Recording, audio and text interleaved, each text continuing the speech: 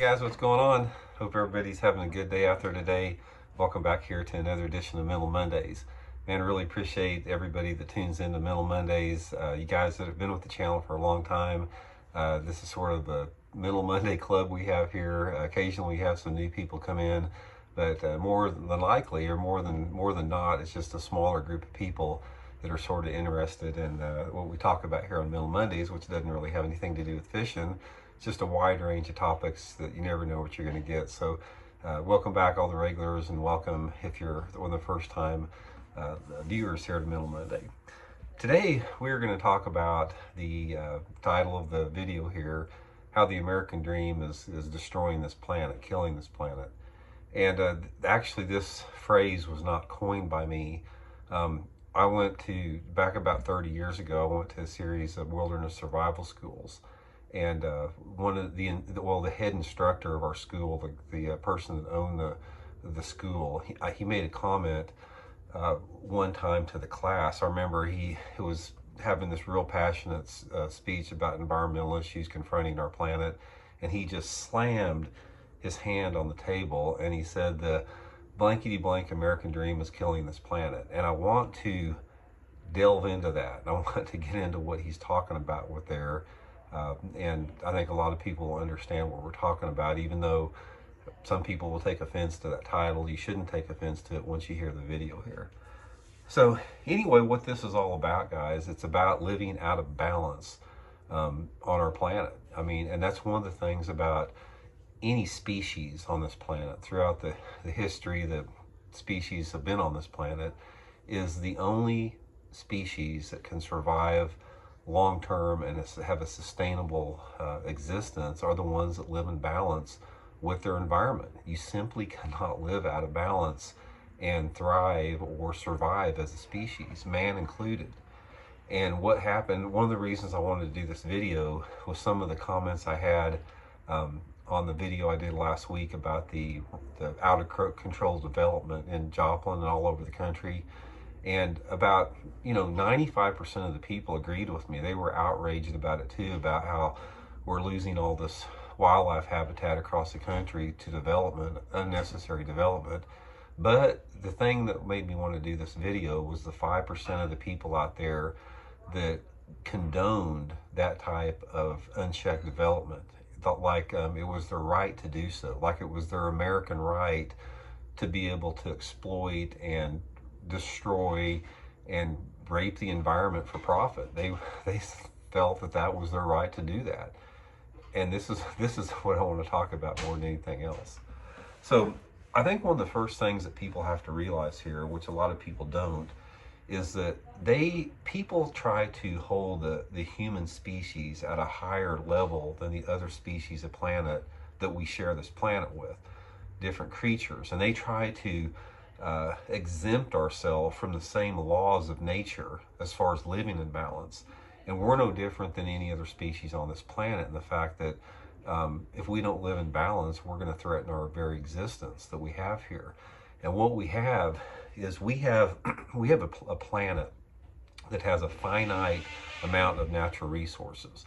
Whether those natural resources are land or different type of minerals or water or whatever it is, fuel, we have everything's finite. We don't have an unlimited supply unless it's something like wind and solar. And we have a population that has an ever increasing demand for those resources that are finite and getting ate up. And what you have with that is this whole concept of the American dream centers around the fact that we just want more and more and more material things. We want nicer things. We want more money. We want more material objects than the next person. That is, and the traditional American dream focuses on that if you work more, you're going to have more, you're going to get more, and by having more money and more things, you're going to be happier, which is not true. I mean, if you look at the happiest people on this planet, with the studies of the happiest cultures on this planet, the cultures that are most affluent financially are the least happy people. The most happy cultures on this planet are the people money's not that big a deal to them. They have a very, very simple lifestyle and a very, very low income by standards. I'm not saying they're in poverty, but they don't place value on things, and they tend to be happier people.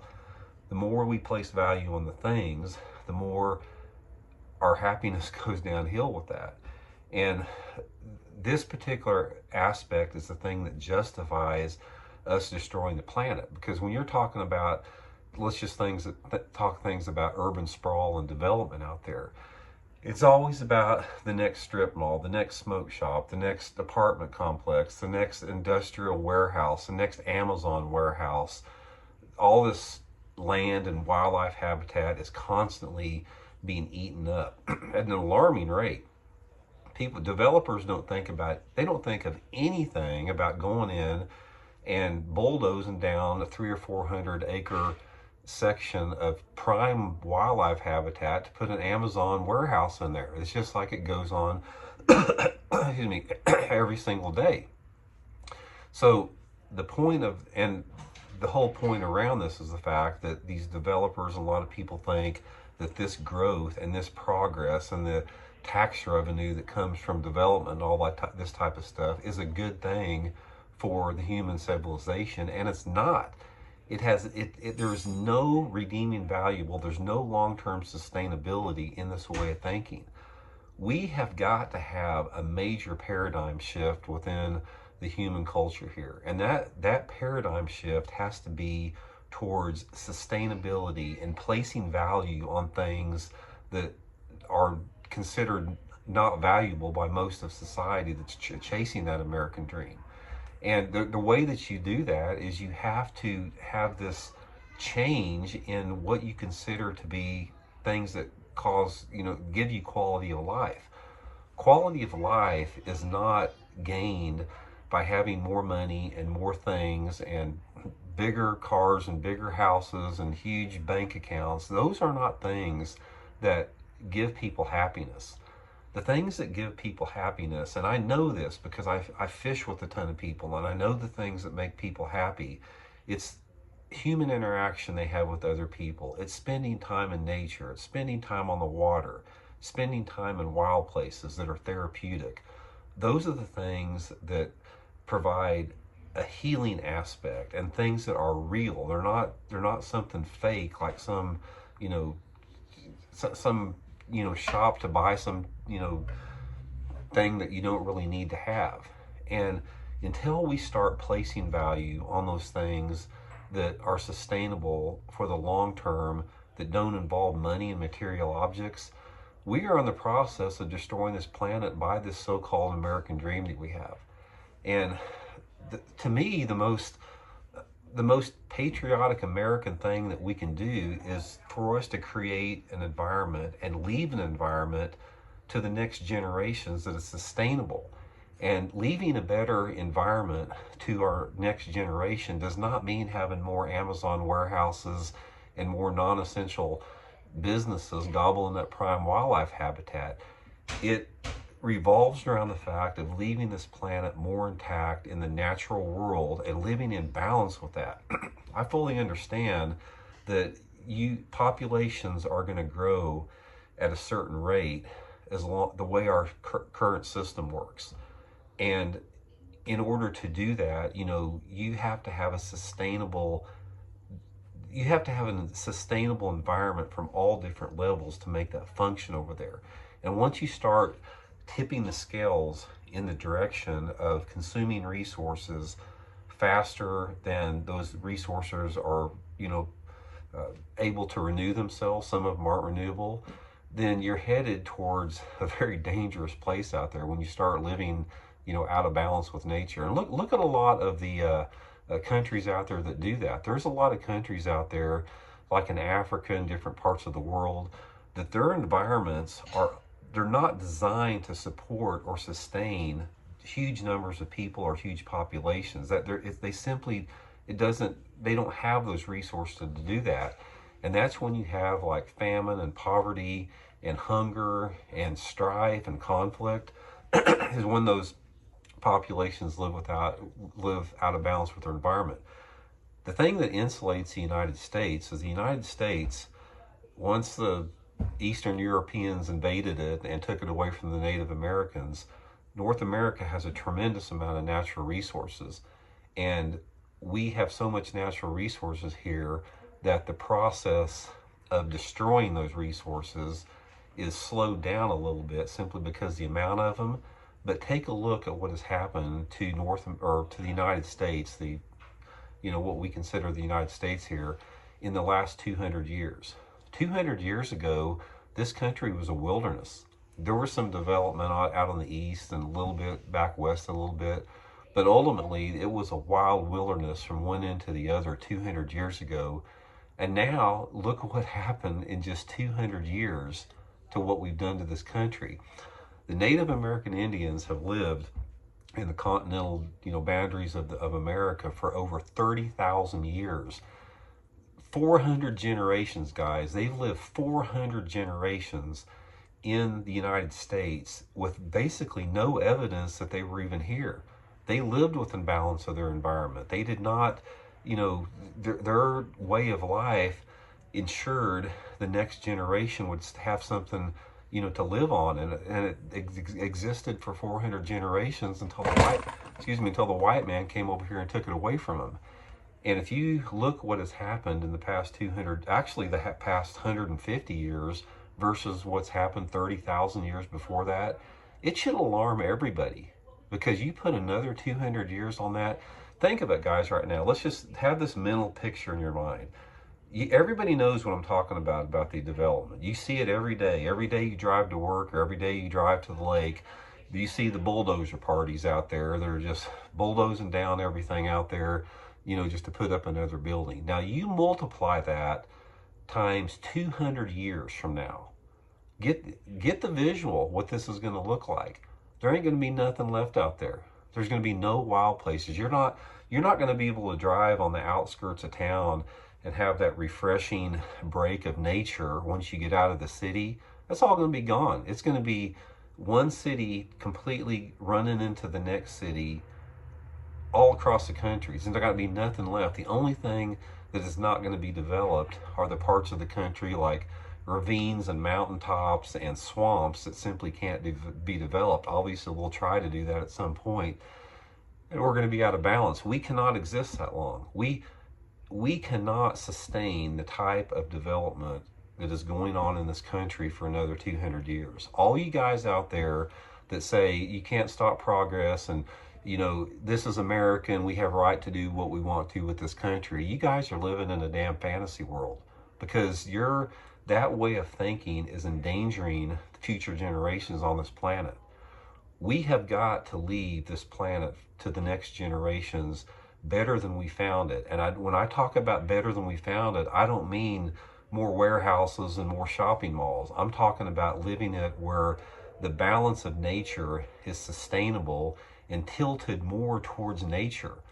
Nature is a necessity, guys. Nature is just as much important or more important than your 401k or anything else that you can have out there.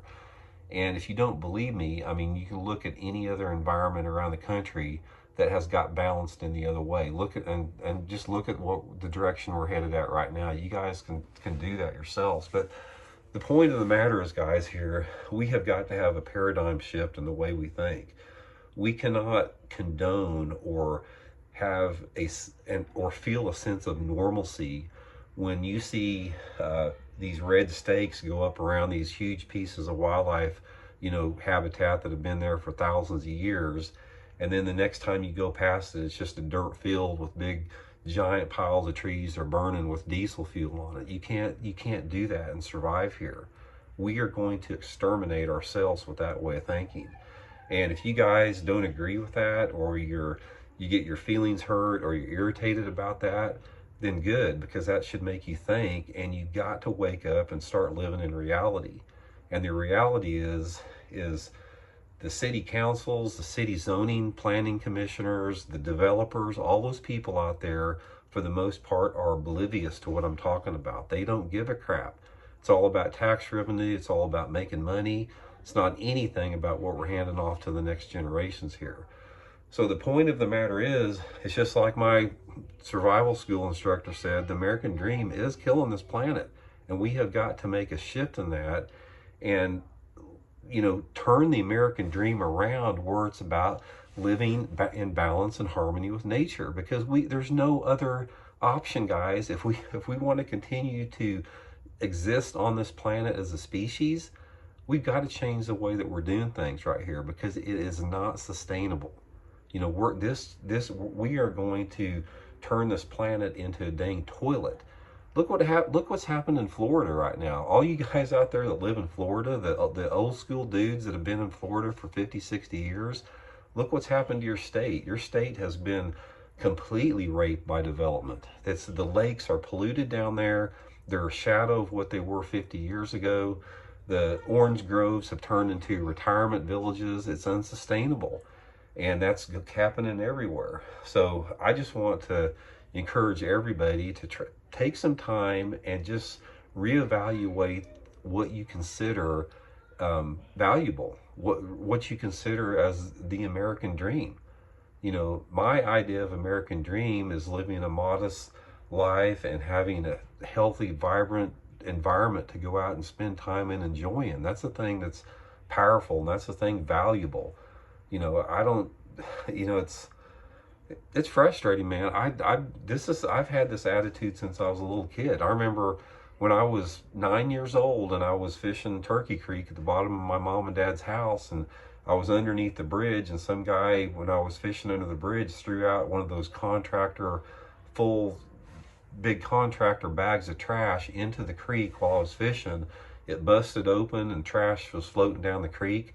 Ever since I was 9 years old, that outraged me to the point that I've always been sensitive about environmental issues. And like I said, it has nothing to do with politics. It has nothing to do with, you know, any other viewpoint other than sustainability. And if you try to twist it into something that's not, then you're denying reality. So anyway, guys, I wanted to pass that along. Most of you guys get it. Most of you guys understand what I'm talking about. Some of you guys out there, you just won't get it, because there's some guys out there that they don't think anything about, you know, knocking down a 300-year-old oak tree and putting up a smoke shop where that 300-year-old oak tree was. It's almost like that part of their brain does not function, you know, to see that that's inherently wrong. So anyway, guys, that's today's Middle Monday video. Appreciate you guys checking in with it, and we'll be back next week. See you.